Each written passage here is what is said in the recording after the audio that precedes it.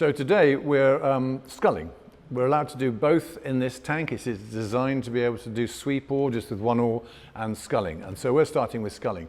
For those people who are pretty much new to it, the idea of sculling is that you have two blades, one in each hand, and they overlap like this, which gives you better leverage.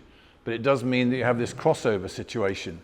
Now, traditionally and correctly, it is designed so it should be left over right, okay?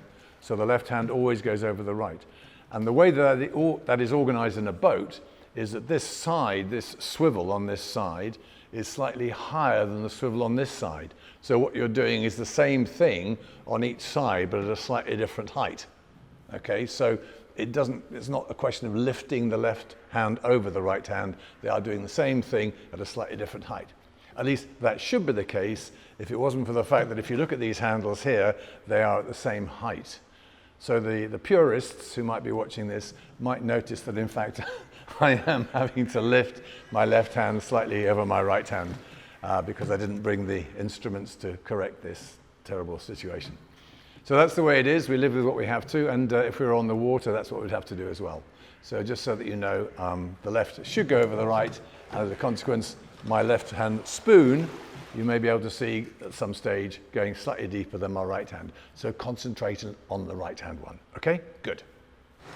So the left hand side, the right as you're looking at it in the screen there, is always going to be slightly above the other side, my right hand.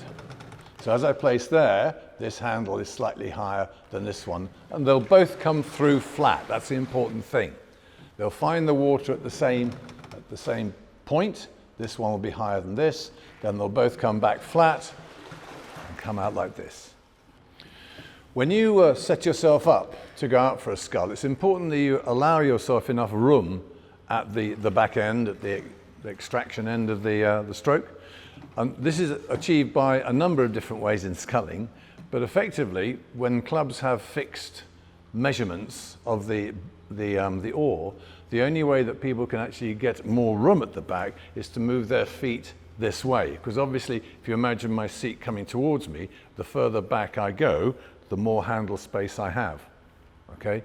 Now that slightly worries me sometimes because if clubs do have only a restricted number of measurements available, then it means that the people who have less reach have to set themselves up way back in this direction. Whereas what they should be doing is the club should be allowing slightly shorter measurements inboard between the swivel and the handle so that people with less of a reach, less of an arc, can actually get enough room without having to set themselves up way back in that direction towards the bow. So that's something that I have set up in my club so that people can in fact get that space that they need, something like a sort of a fist and a half, at the extraction without having to move their feet all the way back in this direction, okay? Now the reason you don't want to move your feet all the way back here is because at the other end, if your feet is there, you can only get to there when you want to go to there. And this end of the stroke, as we'll come on to in a minute, is really important.